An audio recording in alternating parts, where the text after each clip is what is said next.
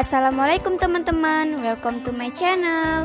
Jangan lupa like, komen, dan subscribe ya. Terima kasih. Wah, gak kerasa besok udah lebaran Idul Adha ya.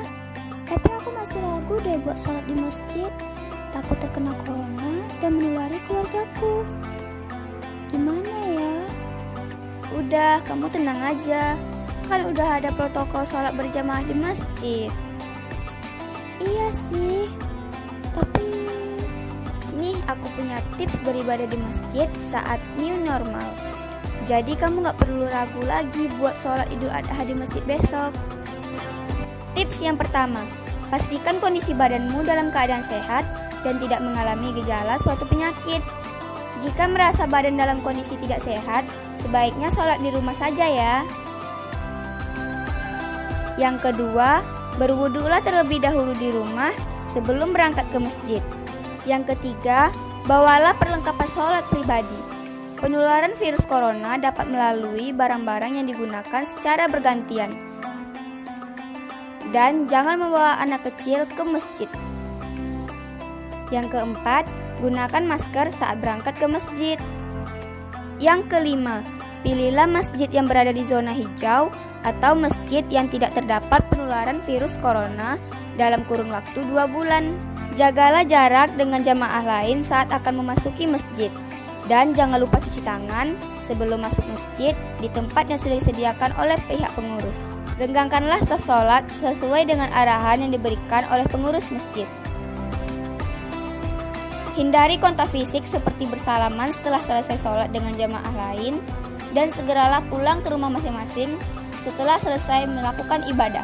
Selain tips tadi, MUI juga telah mengeluarkan fatwa tentang protokol kesehatan saat penyembelihan hewan kurban di tengah wabah COVID-19, yaitu yang pertama, panitia kurban harus dalam kondisi sehat, berasal dari lingkungan yang sama, dan bukan orang yang sedang dikarantina mandiri atau dalam masa pemantauan COVID-19.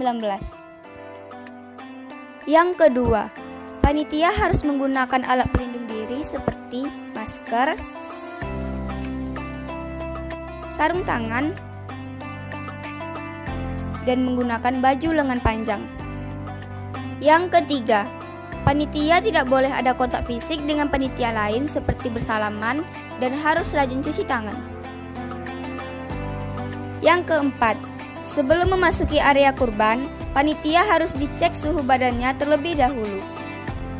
Yang kelima, area kurban haruslah higienis dan memungkinkan untuk diberlakukannya physical distancing antar panitia kurban maupun peserta kurban. Yang keenam, aturlah panitia kurban untuk mengerjakan tugasnya seperti penyembelihan, pengulitan, pencacahan, pengemasan,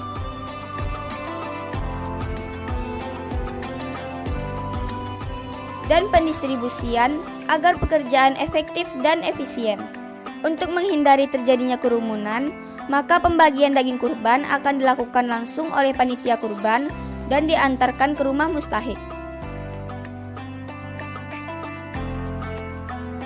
Yang ketujuh, bersihkan alat pemotong daging baik sebelum maupun sesudah penyembelihan. Terapkan juga sistem satu orang satu alat.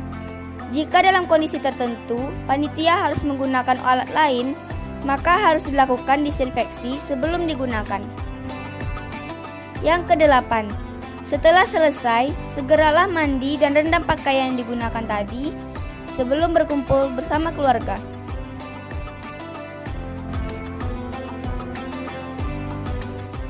Nah teman-teman, itu dia tips beribadah dan protokol kesehatan saat penyembelihan hewan kurban di masa pandemi COVID-19. Semoga informasi tadi bermanfaat ya. Terima kasih.